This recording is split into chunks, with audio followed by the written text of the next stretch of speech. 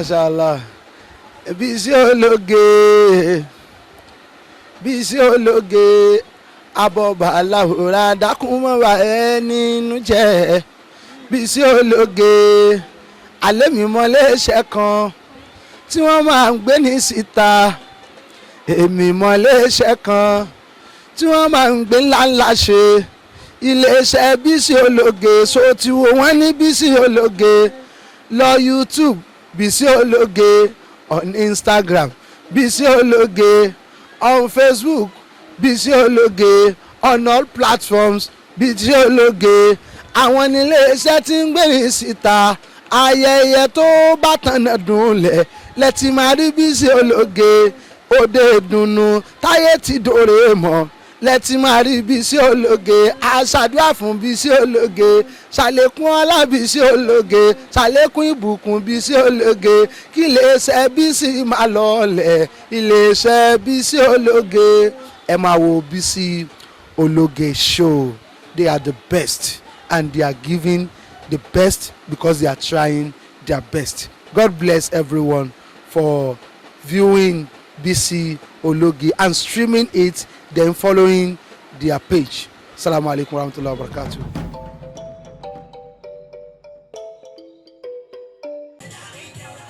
Ẹ ṣé o, èní ni surprise birthday táwọn ọmọ mi ṣe fún mi lénìí. Àwọn ọmọ náà á dàgbà, wọ́n á dògbò. Èmi náà 70, màá 80, màá 90, màá 100, màá 120 lágbára Ọlọ́run. Mi ò wá ní fìnira lògbà, mi ò ní fàìsàn lògbà lágbára Ọlọ́run. Mo wá dúpẹ́ lọ́wọ́ gbogbo àwọn ọ̀rẹ́ mi. Alhaja oníbi pé Alhaja wa ìyá àdínní gbogbo ilẹ̀ Ìbàdàn káfàtà. Mo dúpẹ́ lọ́wọ́ yín o, ẹ ṣé mo dúpẹ́ o. Mo dúpẹ́ lọ́wọ́ àwọn ọmọ mi látòrí Shukurat, Saidi, Akimu, Shamsidin àti Faruku. Mo dúpẹ́ lọ́wọ́ yín o. Àtọkọ ọmọ mi náà Gbóyèga, Àfíìsì Adégbóyèga, àtàwọn ìyàwó ọmọ mi náà Aishat Kuranga, Nana Awau Kuranga. Mo dúpẹ́ lọ́wọ́ gbogbo, mo wá dúpẹ́ lọ́wọ́ gbogbo àwọn àbúrò ọkọ mi, ẹ̀gbọ́n ọkọ mi pátápátá gbogbo ìdílé Kuranga. Mo dúpẹ́ fún wọn o, ẹ ṣé mo dúpẹ́ o, àjọlájọṣepẹ́ o, mi ní jábọ́ lẹ́yìn yín o, inú ilé Kuranga kò ní dàrú o, gbogbo ilé oníkálukú náà kò ní dàrú o, ẹbí Kuranga kò ní dàrú o lágbára Ọlọ́run o. Àwọn ọmọ mi náà màá jèrè wọn, àwọn náà jèrè ara wọn o, àtẹbí àtàrà àti àná àti gbogbo ọ̀rẹ́ ojúlùmọ̀ gbogbo yín tẹ wá ẹ bá lé láyọ̀ o. Mo dúpẹ́ o, Ọlọ́run á bá mi dúpẹ́ fún yín o, gbogbo ala máa ṣọ̀pọ̀ ọdún láyé o. Successful women's club àti inner peace ìfẹ́ olúwa. Mo dúpẹ́ lọ́wọ́ gbogbo yín o, àtàwọn ọ̀rẹ́ mi láti jọ ṣe kékeré. Ìyá Túndé Ṣìbírí, ìyá àbèjì kìíní, ìyá àbèjì kejì, ìyá àbèjì kẹta, gbogbo wọn mo kí o, ẹ ṣé mo dúpẹ́ o. Àti gbogbo àwọn ọ̀rẹ́ mi pátápátá mo dúpẹ́ lọ́wọ́ yín o. Àtàwọn àná mi lọ́kùnrin, àwọn àná mi lóbìnrin, mo dúpẹ́ lọ́wọ́ gbogbo wọn o. Mo dúpẹ́ lọ́wọ́ àwọn ọ̀rẹ́ ọmọ mi, mo dúpẹ́ lọ́wọ́ gbogbo yín o. Mo dúpẹ́ o, ẹ ṣé o, mo dúpẹ́ o, ẹ ṣé mo dúpẹ́. Ẹ bá lé láyọ̀ o, bí gbogbo yín ṣe fi lé sílẹ̀ máa bá o. Ẹ ṣé mo dúpẹ́ tẹ yẹ mi sí, tẹ pọ́n mi lélẹ́yìí o. Àtọmọdé àtàgbà àtọ̀rẹ́ àtojúlùmọ̀ àtẹbí àtará, ẹ bá lé láyọ̀ lágbára Ọlọ́run.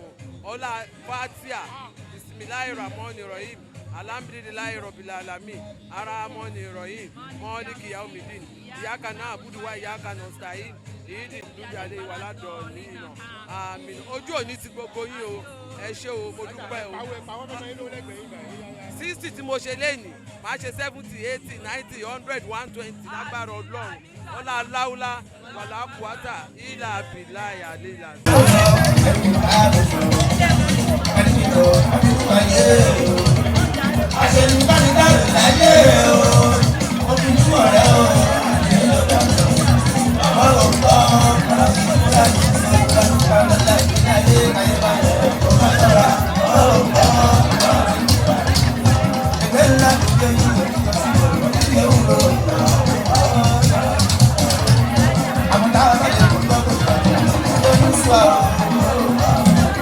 Nàbí Karim sallallahu alayhi wa sallam. Mo dúpẹ́ lọ́wọ́ gbogbo ẹbí, ọ̀rẹ́, ojúlùmọ̀, alábàágbé àti olólùfẹ́ Alhaja Fatimoh Kuranga tí a wá sí èní láti ṣe ọjọ́ ìbí fún wọn ṣe 60th birthday lẹ́ni tí àwọn ọmọ wọn tí wọ́n ṣe surprise birthday fún wọn kí ọlọ́run kó jọ ọjọ́ èní kó má jẹ́ ọjọ́ ìbànújẹ́ fún Alhaja o ọlọ́run jẹ́ kán jèrè àwọn ọmọ wọn ìdí tá a fi ṣe nǹkan tá a ṣe fún wọn lẹ́ni yìí ni pé Alhaja wọ́n ronú púpọ̀ nígbà tí Alhaji tó jẹ́ ọkọ wọn wọ́n tó kú tó wọ́n bẹ̀rẹ̀ sí ronú àwa ní ká fi eléyìí ọmọ wọn wá ní káwọn fi eléyìí káwọn tó fi dùn mọ̀mọ́ wọn ní inú òun náà ṣe birthday fún wọn ní èní so àwọn àdìjọ coordinate ni àtàná náà ti wà lọ́dọ̀ wa àwọn ò pé báwo la ṣe máa ṣe tára jẹ́ òfin ní mọ̀ ìmìdí adúpẹ́ lọ́dọ̀ Ọlọ́run tọ́lọ́run kọ́ wa mọ̀ ṣe aláǹ lọ sí Ìbàdàn lọ ṣe ìyàwó ni o Ìbàdàn ló di birthday kọ́lọ́run kó jọ ọjọ́ èní ọjọ́ ayọ̀ ní kó jẹ́ f'Alhaja o Alhaja mọ̀ fojú sunkún àwọn ọmọ wọn kán jèrè àwọn ọmọ yìí gbogbo nǹkan tí Alhaji Kuranga tí wọn dúró ṣe kọ́lọ́run jẹ́ k'Alhaja ṣe jù bẹ́ẹ̀ lọ fún ọmọ wọn kọ́lọ́run jọ kó má sọ ọjọ́ èní lọ́jọ́ ìbànújẹ́ fún wọn kọ́dẹ̀ jèrè àwọn ọmọ wọn nítorí àwọn ọmọ wọn ṣe fún wọn lẹ́nu kọ́lọ́run jẹ́ kó ọmọ náà ṣayẹyẹ bẹ́ẹ̀ fún àwọn ọmọ wọn náà lágbára Ọlọ́run gbogbo àwọn táwábílẹ̀ ní adéláyọ̀ tàlàfíà o gẹ́gẹ́ lọ́mọ bára wa sí orúkọ mi lẹ́ẹ̀kan sí èmi ní orúkọ mi ní Alhaja Rodiat Àwẹ̀lé Rájí Oníbípé Alálùbáríkà wọn tí mo jẹ́ ọ̀rẹ́ fún Alhaja Fatimoh Kuranga gbogbo ẹgbẹ́ tó wáyé ìbàlẹ̀ ní ẹgbẹ́ Successful Ìfẹ́ Olúwa Women's Club of Nigeria àti Inner Peace One Family irú oore báyìí làwọn máa bára wa ṣe o ọmọ tiwa náà wá ṣẹ̀yẹ tó dáa fún wa lágbára Ọlọ́run ẹyẹ ní kò ní jẹ́ àṣemọ f'Alhaja o wọ́n ti ṣe 60 láyé wọ́n ti 70 80 90 100 110 120 nínú ìdẹ̀ra nínú ọlá la hawla wala quwwata illa billahi al-aliyyil azim salamu alaikum wa rahmatullahi wa barakatuh. orúkọ mi ni Alhaji Fatai Adébáyọ̀ orúkọ mi ni Alhaji Fatai Adébáyọ̀ ọ̀rẹ́ Kuranga ni mí ìyá Ṣúkúrà abiyamọ gidi ni wọ́n tọ́jú ilé ọlọ́wà fún ní ẹ̀mí kú àtàlàáfíà ara tó máa fi tọ́jú àwọn ọmọ àtàrẹ náà àti gbogbo ẹbí lápá. orúkọ tèmi ní Barrister Ramon Oyewọlé ìtàn Alhaja pọ̀ púpọ̀ lọ́dọ̀ mi èmi ní lọ́ọ̀yà Alhaja èmi ní bàbá ọkọ Alhaja èmi ní lọ́ọ̀yà ọkọ Alhaja olóògbé Alhaji Rafiu Atanda Kuranga kọ́lọ́mbà adẹ̀lẹ̀ fún wọn. ọjọ́ ìní ọjọ́ ayọ̀ ní fún gbogbo wa òun ṣe ọjọ́ ìbànújẹ́ ìyá wa Alhaja Ọlọ́run á jẹ́ kán ṣọ̀pọ̀ ọdún láyé àníwá wọn tì bá àti ẹ̀rẹ́gbọ́n mi bá àrí clients mi Alhaji Rafiu Atanda Kuranga àáràmọ́ àti new chairman Ọlọ́run ọba lọ́jọ́ ìní ó máa fi àlùbárákà àti àṣírí búbò àfi tàwọn lọ́rẹ̀ àwọn ọmọ náà máa rí wọn pẹ́ látòrí chairman Alhaji Saheed Atanda títí lórí gbogbo àwọn àbúrò ẹ̀ lórí Shamsin lórí Hakeem lórí Farouk lórí ìyá wa obìnrin Alhaja Ṣúkúrà lọ́wọ́ àṣegùn wọn lálàrúbáríkà báyẹn wá ṣe 60 Alhaja lẹ́nu lágbára Ọlọ́run a máa bá wọn ṣe 100 èmi máa wà nínú wọn lágbára Ọlọ́run àti gbogbo wa Ọlọ́run á fún wọn léwé ẹ̀mí gígùn àlàáfíà ọlá náà ní parun láéláé a máa rí wọn bá o ẹ ṣé. My name is Fatimoh Atanda. I am mommy's last born, and I'm very grateful that she's turning 60 today. And basically, I pray that my name is Fatimoh Atanda. I am mommy's last born, her last born. I'm grateful that she turned 60 today, and I pray that she grows older and she bears the fruit of her children, all her children. So I don't even know what to say. Okay. May my mommy grow older.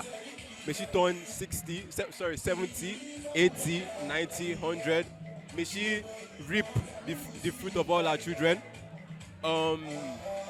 May she succeed more in life, and I pray that um I'm not good in this too.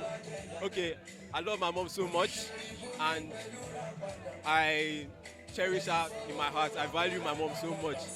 She's the best mom in the world, basically. So yeah, that's all. My name is Fatimoh Atanda.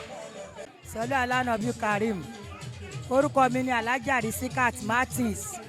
Adúpẹ́ fọ́lọ́run, adúpẹ́ fọ́lọ́run, adúpẹ́ fọ́lọ́run, adúpẹ́ fọ́lọ́run, ká tún dọ́pẹ́ wa ládé alhamdulilayi rabbil alamin. A wá síbí láti wá bá ọmọ ìyá wa ṣàjọyọ̀ ọjọ́bí. Adúpẹ́ fọ́lọ́run. Orúkọ ẹni tó ń ṣọjọ́bí náà ni Alhaja Fatimoh Kuranga. Kọ́lé Olódùmarè kó wà pẹ̀lú wọn, kó dúró tì wọ́n, kó má rí dààmú. Káwa táwa bá wọn ṣọ́nà ká má rí dààmú. Àtàwọn ọmọ wọn àtàwọn ọmọ tiwa náà kí nǹkan kan má ṣe ẹnìkankan wa. Àwọn tó ń ṣọdún lọ́dún yìí àwọn náà máa tún ṣe lọ́dún tó ń bọ̀. Àwa tá a bá wọn wá iná la tún máa bá wọn wá. Hàn wá ní rí dààmú o. Èmi jẹ́ ìkan nínú àwọn ọ̀rẹ́ wọn. Tá jọ wà nínú ẹgbẹ́ Inner Peace One Family Club. Tí ìyá ẹgbẹ́ wa jẹ́ Alhaja Tawakalitu Ọládòsù. Ìyá àdínní ilẹ̀ Ìbàdàn káfàtà kọ́lọ́ ń jẹ́ kó pẹ́ fún wa. Àánú Ọlọ́run ọba kó máa wà pẹ̀lú wọn. Gbogbo àwọn tó wá bá wọn wá sóde náà lẹ́yìn kọ́ má kábàámọ̀ páwọn ṣe wá. Kọ́lọ́ Olódùmarè kó bùsọ̀ oníkálukú lápò. Kọ́lọ́ ń jẹ́ káwa náà rọ́ ọmọ kẹ́ wa. Ká má dààmú o, àdúrà gbogbo wa gbà á ṣọ̀pọ̀lọpọ̀ ọdún o. Ṣé àyìnbó tẹ̀lé yìí lẹ́kùn agbára ìdàgídé òkèèrè bàbá jíde.